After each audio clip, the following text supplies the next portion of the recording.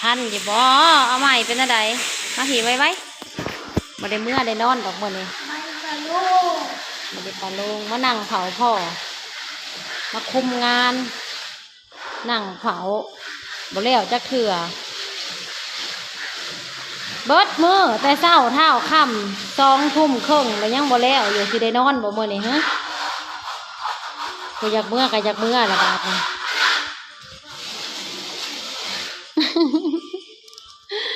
พี่น้องปองปายสบายดีตอนค่ำพี่น้องตอนดึกตอนค่ำเพื่อแล้วดิสินอนรับอยู่นี่แหละโอ้ลูกชายเพิ่นก็ได้ตกเลยลูกเอ้ยเจ็บไปแหละมื้อนี้นะแขนเปิกขาเปิกเลย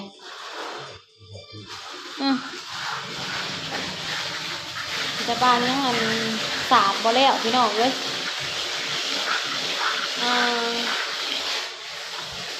ถ้าเป็นยังมันจังสาแต่มันบ่แห้งตอนนี้ก็บ่ได้รักษาเพิ่นสาห้องน้ำให้น้องดาวมันหนักน้ำแล้วสาแต่มันสามันบ่แห้งบ่ยมันบ่แห้งเลยเฮาก็เสียเวลาถามันเนาะ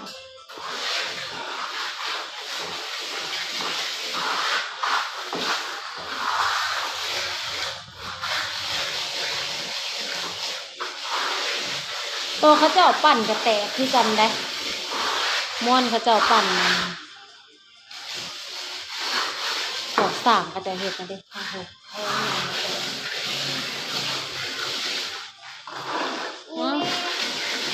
หมาคุมงานไปหน่อยอยากนอนเพราะว่ารถคันเดียวกันสิเมื่อก่อนก็บ่ได้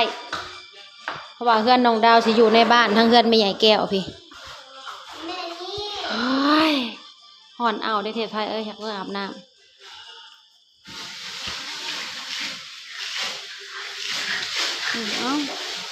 ตกอีกนะลูกลงบ่ได้บ่บันนี้นะฮะคอยลงไว้มันสิผ้าเอ็ดล้างลาดมาแต่ใส่เถาะคือขัก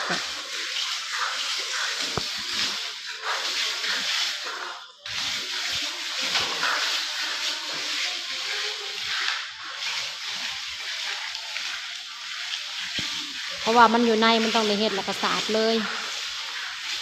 ของน้ำน้องดาวเฮ็ดน้ำล้างแล้วก่อนเฮาของเฮาอยู่หน้ายังบริสาบมื้ออื่นน่ะสิแล้วว่าอยู่เนาะเขาสาบแต่เช้ามื้ออื่นเพราะว่ามื้อนี้ทั้งก่อทั้งสาบแล้วก็ตั้งหัวห้องน้ำพร้อมทมฟ้าห้องน้ำมันละซาแน่แม่ไปเมื่อแล้วได้ลูกถาพ่อก่อนรถคันเดียวอยากมือ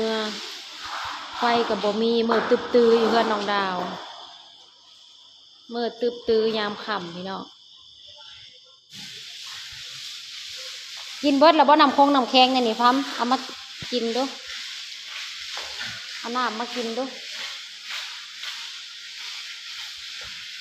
มานั่งกินหมักคือดินดำเท่านี้นี่ไงต้มหมักคือดินกินฝนตกใส่ผัดดำปื้อๆพี่น้องเอ้ยหมักคือดินนั้นต้มไข่ก็บ่เป็นเรื่องเราพวกนี้แดดพี่เพราะว่าตัวน้อยมันตกเก็บถิ่มมันเด้แต่ว่าทางในมันยังขาวอยู่นะ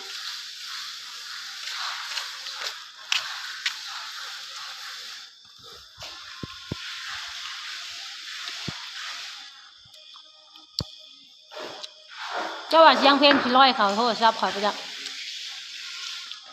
ปิดให้แม่ในหน้าเทปไทย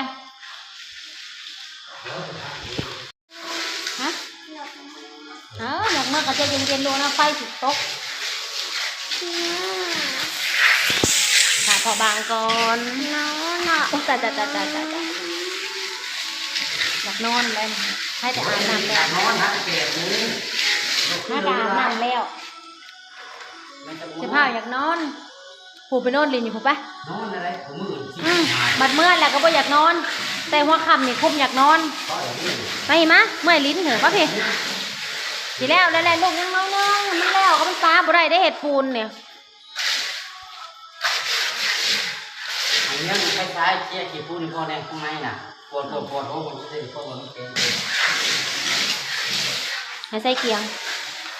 เย็นเลย ข้างในก็มีกี่ฝุ่นกับอะ ตัวต้อนลงมันได้คน มันตกลงบ่ มันขี่พูดพื้น เหมือดตื้อบอกเลยเดี๋ยวไปเขี่ยกี่เดือนเดี๋ยวอันเอาไฟซ้ายเขี่ยนี่ก่อน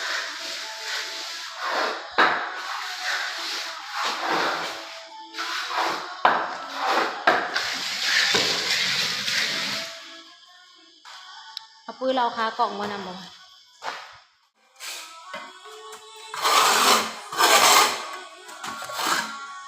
กรรมกรต้องมาเรียนปูนนะคะพี่น้อง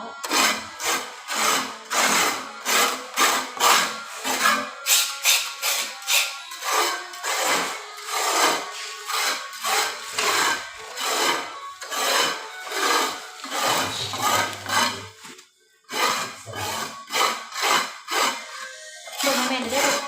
ฮะ เบิ่งกล้องให้แม่ได้ มันบ่เห็นเจ้าน่ะ แม่อยู่ใช้ยังบ่เห็น เห็นแต่ขาเจ้า จะขาเฮ้ยมันหนาบ่ลูก หือ ยับขึ้นสิยับขึ้นเนาะเขาได้เห็นไฟเลยนะเห็นก็แบบ เห็น น้องเก็บใส่จะได้เป็นตากล้องนะคะพี่น้องนี่ก็บอกมากันนะว่า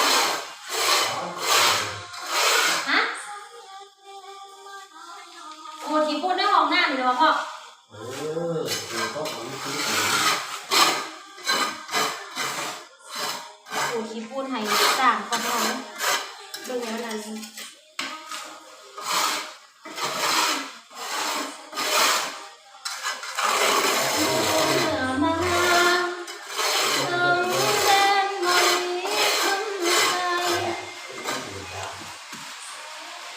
ไอ้ฝนตกผ้าห้องที่นี่มึงเหมือนฝนตกเข่าเราสิจานได้น่ะตุ๊กตาโลดปุ๊บห่อเข่ามากที่จะกินกับเพื่อน ตัวปลา ไปแม่พ่อพวกแม่จะเอาเข่าแม่ โอ้ยพ่อถือมาเลี้ยวเจ้าไฟฟ้านะมวยชูพักนั่นนะ เมื่อยดิพี่น้องของไฟเมื่อยเองอันนี้มานั่งดูพระ หลังจากเป็นผู้สาบเพื่อนแล้วก็มาเป็นผู้เอาลูกบัดนี้บ่ได้นอนเลยมาแรงต้องไปลัดปลาต่อลูกชายเพิ่นรับพี่น้องตอนนี้เป็นเวลา3 ทุ่มกว่าๆแล้ว3 ทุ่มครึ่งแล้วยังบ่ได้เมื่อเฮือนพี่น้องติดฝนบัดนี้พ่อเพิ่นสาบเพื่อนแล้วแหละสาบแล้วยังอีกด้านในแต่ช่วงพอดีใกล้สิแล้วประมาณอีก10 นาทีเนาะเขาใกล้สิแล้วแหละฝนพัดน้ำลงมาผ้าแตกผ้าห้องพี่น้องแต่ตอนนี้มันก็เบาแน่เลยตอนนั้นนะป้าแตกแห้งอลีไหลไปตามไซค่านี่จนชวาเปียกเบิดบนแหนฝนมันมาทางนี้ตอนนี้เขาก็ติดฝนอยู่เพื่อนน้องดาวพี่น้องเอ้ยเมื่อบ่ได้อยู่บ้านใหม่น้องดาวโอ้ยยังห้องอยู่ที่น่าเปียกห้องนี่นะน้องดาวเอ้ยเขาทั้งหน้าต่างเปียกเบิดเสียงฝนคอยแน่เลยเด้ซ้ำถอกน้ำพี่น้องเอ้ยฝนตกนะกระโพดกระโพเฮากับเมื่อบ่ได้บาทนี่ใครแน่แต่ห่อเข่ามาแต่เพื่อนแม่แก้วแล้วเข่านะห่อมาแล้วแล้วก็ลงมาเอาพ่อเพิ่นพ่อบัดยังบ่ทีพอทันแล้วก็เลยมาติดน้ำกันอยู่เพื่อนหลังนี้ยังสาบบ่แล้วไฟกระดับตอนนี้นะกำลังมืดตื้อๆอยู่ไฟดับมืดเบิดบ้านเลยถ้ามันแตกแห้งๆนะมันดับโหลดไฟนะมันเป็นระบบของมันน้องเทพไทยกระลับซอยม้อยอีพ่อใหญ่นะกับเมื่อหรือเมื่อเติงเติบบ่บางเจ้าขึ้นเมื่อนะท่านบอกเมื่อเพิ่นกับเมื่อบ่ได้และเบิ่งกว่านี้ใครเด้อคนทางมันก็เป็นทางลาดยางเมื่อง่าย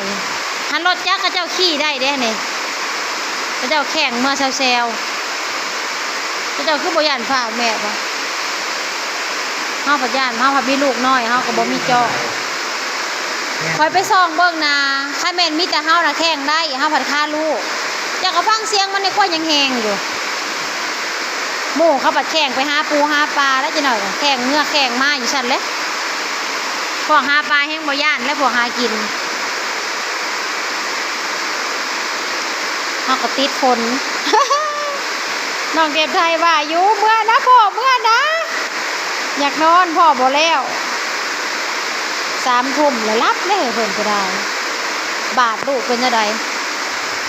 แห้งอยู่บ่เป็นบาทกับปานนี้ ตลอด บ่มันบ่ได้ทะลอกคันเด้นะมันเป็นน้ำอย่างเรืองออกมาเลยตัวนี้มันบาดแฮง